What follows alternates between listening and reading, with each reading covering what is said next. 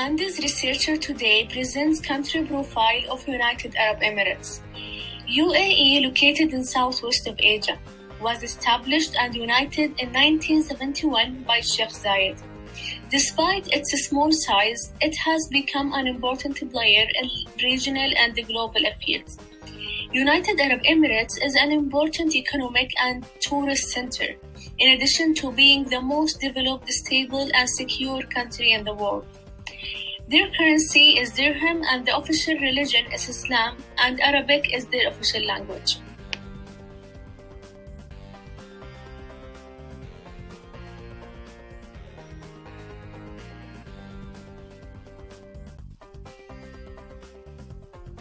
From 50s to 70s, there was a total dependence on fishing, agriculture, and imperial trade.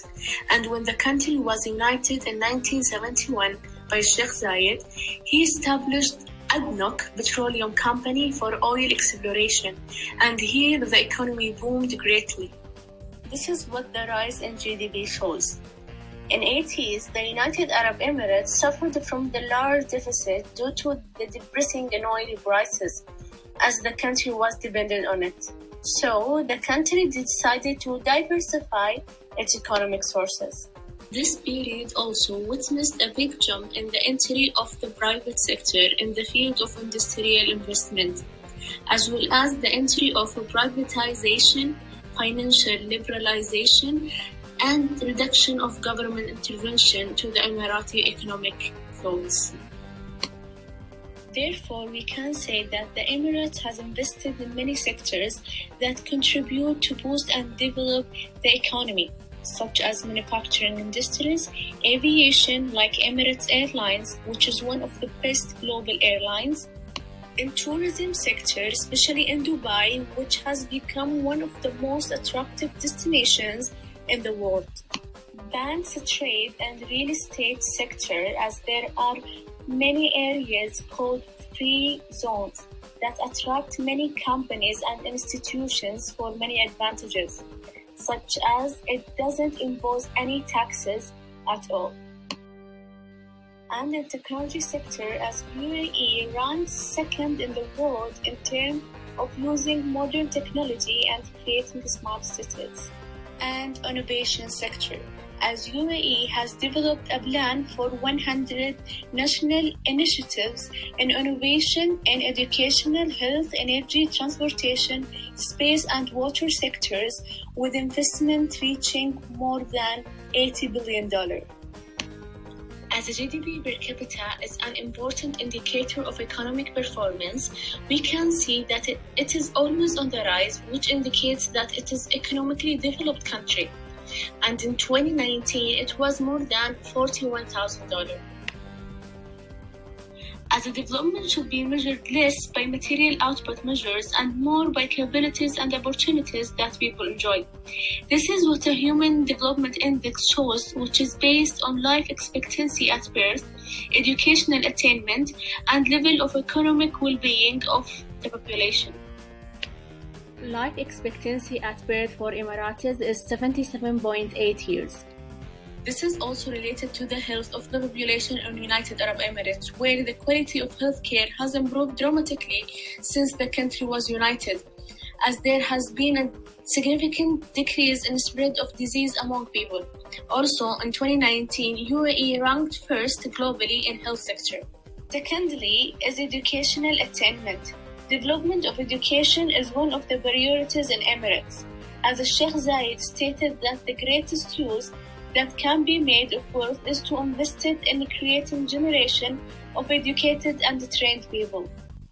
In 1975, adult and youth literacy rates were approximately 54% and 63%, whereas in 2005 it increases to reach over 90% in adult population and over 95% in youth population. Finally, the level of economic well-being of the population, which is measured by gross national income.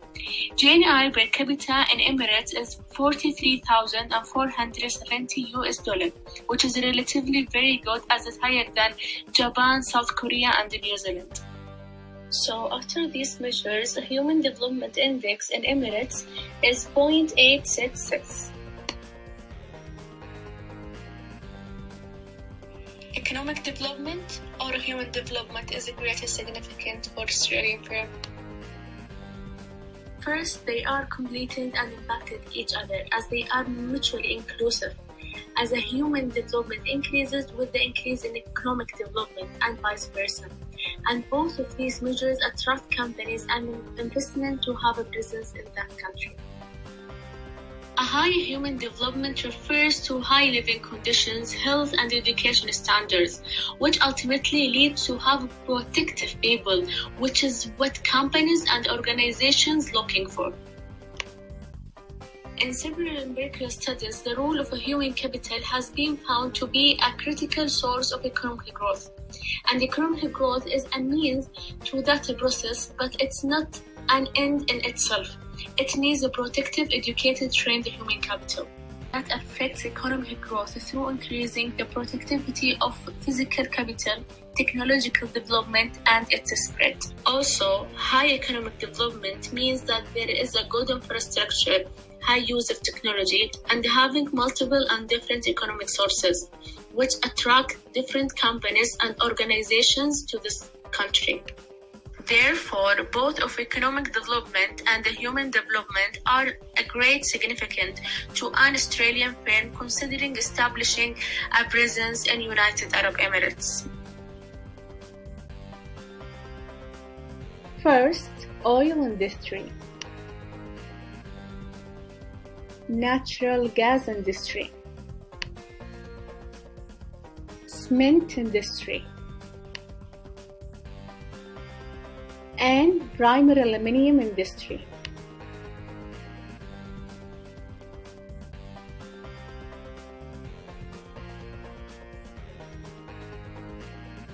First, let's define and analyze some classical trade theories. The most used ones are absolute advantage and comparative advantage.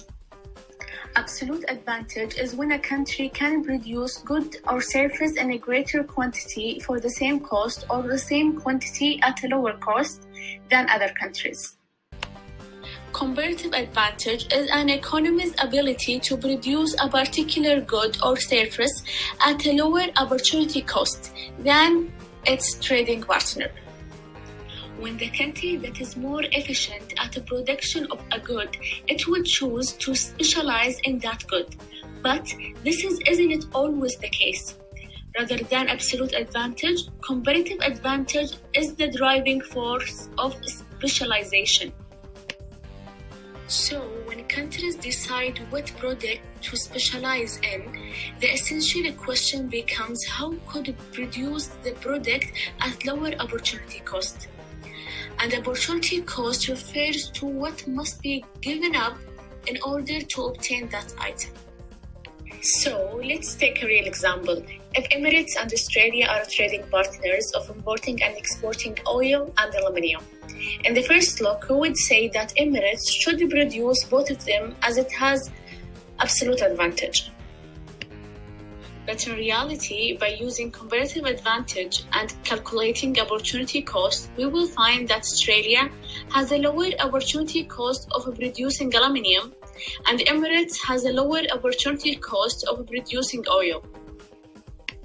Therefore, when Emirates and Australia allocate and specialize in a product that comparatively most efficient in its production than other, both nations will benefit from trade, as larger quantity would be available for both nations and there will be efficient allocation of global resources. As there are positive sides, there are downsides of specialization, like threats of uncompetitive sectors due to the availability of cheaper and better imports. Also, the risk of over-specialization, as the demand of one product would shift and change. Overall, most economists support to specialize in 2 or 3 products that the country most efficient at with another country, following the optimal theory, which is comparative advantage, as it has massive benefits for trading nations in many aspects. That's all. I hope you enjoyed this country profile video.